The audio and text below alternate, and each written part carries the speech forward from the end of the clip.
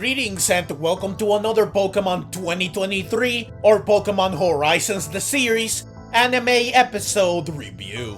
This time I am talking about episode 8, so let's get to it.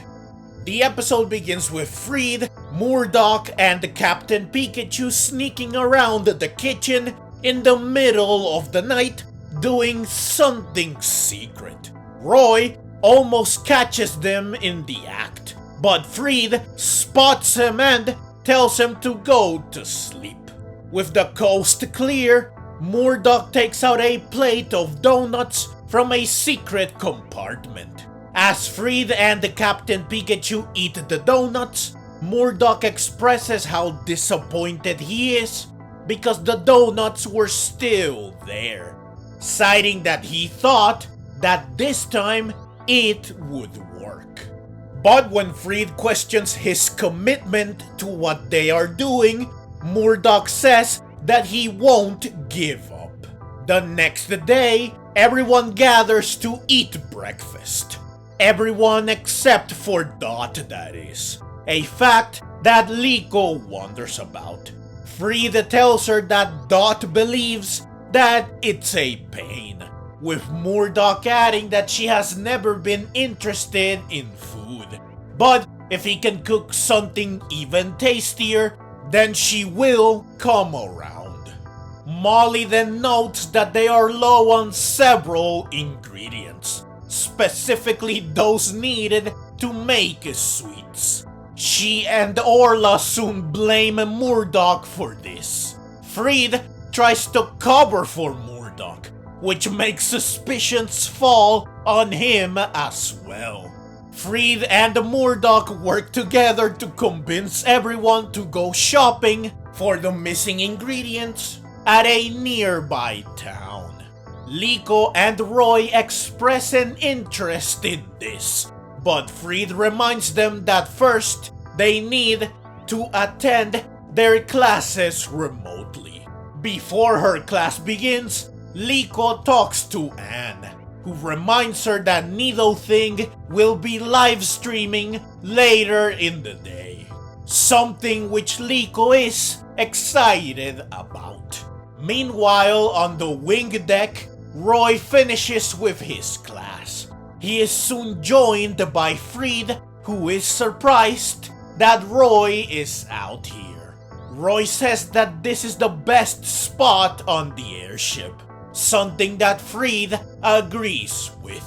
Roy then reveals that he was hoping to see Rayquaza fly by, but Freed tells him that he has to look higher up, since Rayquaza flies in the stratosphere, a place outside of the reach of humans. He adds that plenty of other Pokemon can be found in such places. However, his speech falls on deaf ears, since Roy runs off. They all soon reach the town, at which point it's time to decide who gets to stay behind to guard the airship with a game of rock, paper, scissors. While Roy proclaims that he will win, he ends up throwing rock while everyone else throws paper. Roy is shocked by his loss, and he desperately pleads with Liko so that she can stay behind in his stead, stating that someone in town might have seen Rayquaza. Liko is reluctant to accept, which forces Roy to bargain with her by offering to tell her a secret. Liko accepts the deal. However, it turns out that she does not mind staying. In fact, this is what she prefers, since she wants to watch NidoThing's livestream in real time. So, Roy heads into town with most of the team. Once in town, Molly has everyone split up to do the shopping, while warning them to not buy anything extra, since they are on a tight budget this month. Back at the airship, Liko takes care of a bunch of chores, including disposing of the trash, feeding the Pokemon, doing laundry, and scrubbing the deck. Once she is done, she decides to investigate the compartment Murdock took the donuts out of earlier. Turns out that Roy did end up witnessing what Fried and Murdock were doing in the kitchen. And this is the secret he told Liko, who soon opens the compartment to find an alchemy that does not take kindly to the intrusion. Coincidentally, Liko soon receives a call from Murdock, which makes her apologize on reflex, believing that he somehow found out that she was snooping around. But he is just calling her to let her know that he left lunch for those that stayed on the airship. Once Liko takes out the lunches, she realizes that there is one for Dot, so she decides to deliver it. But predictably, Dot does not answer the knocks on her door. However, just as Liko gives up, Sprigatito opens the small door that Quaxley uses to leave the room. This allows the sound of a NidoThing video to reach Liko, who recalls that she heard this coming from Dot's room once before. Since she appears to be a fan of NidoThing as well, Liko tries to use this to appeal to Dot, but she is not receptive to this. She just tells Liko to shut up, but Liko does not give up. Instead, she showers NidoThing with praise, believing that this will make Dot see her passion for the thing they both like. However, Dot just ends up embarrassed by all the compliments, which are about her, though Liko does not know this. Dot then exclaims that it's getting late, reminding Liko of the live stream, which is late because of her, though again, she does not know this. In the end, Dot tells Liko to go away, that she does not want to get involved with anyone since in real-life relationships are inefficient and a waste of time. She is busy and she has no time for them. This finally gets Liko to give up. She apologizes for bothering Dot and she walks away, leaving the lunch behind. While she is berated by Quaxley, Dot brushes it aside in order to gear up for the live stream, revealing her face for the first time. Back in town, Roy and Fried see a salesman that is selling a cloth that can make anything shine. This impresses Roy, who wants to buy it, but Fried reminds him of what Molly said. So Roy settles for just asking the salesman about Rayquaza. The salesman specifically wonders if Roy is asking about a black Rayquaza, hinting that he does know something, but he won't spill the beans unless Roy buys the cloth. Fried remains insistent that they should not make such an unnecessary expense. But when the salesman mentions that a snobby young man and his two attendants were also inquiring about Rayquaza, Fried finally gives in to buying the cloth, since the salesman is likely referring to Amedeo and the company. However, unfortunately, while the salesman was able to tell them about the trio that questioned him, he knows nothing about Rayquaza. On the way back, they run into a wild Spearow, who Roy and Fuecoco battle. After struggling a little, Fuecoco manages to defeat Spearow with Ember, much to it and Roy's delight. Back on the airship, Liko watches NidoThing's livestream, which focuses on her answering questions from viewers. The first question comes from Muscles of a Rhydon, who says that he learned the Rock Blast, and he thought he was unbeatable, but he cannot win a battle. His last battle ended with him being burnt to a crisp by an ember. So he wants battling advice. Clearly, this question came from Sir, the male explorer that is a Megio subordinate. NidoThing's advice is to try different things in battle, since just spamming powerful moves won't make you win.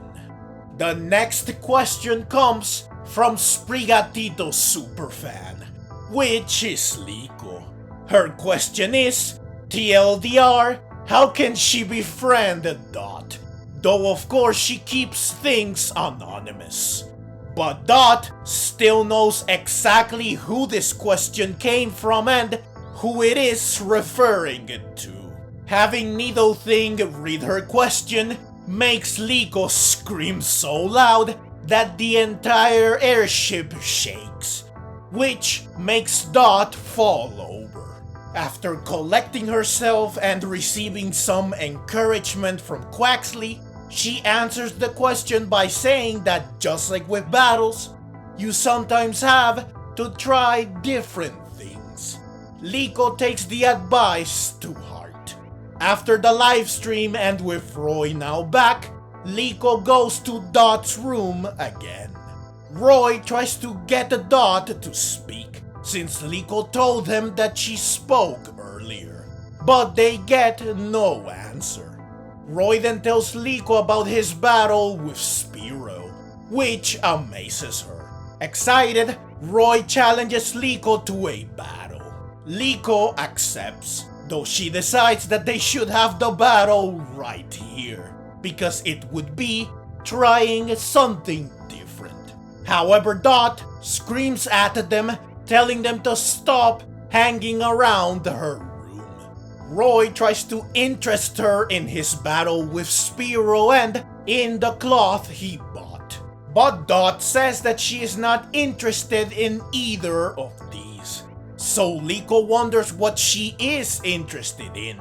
Dot's answer is an ancient treasure with a legendary Pokemon sealed inside, or mythical things. Things no one has seen before. As she says this, Liko and Roy casually use the cloth to shine the very two things Dot is talking about, while saying that the things she is interested in might be closer than she thinks. Roy then wonders what happened with the secret compartment in the kitchen. Liko shares what happened with alchemy.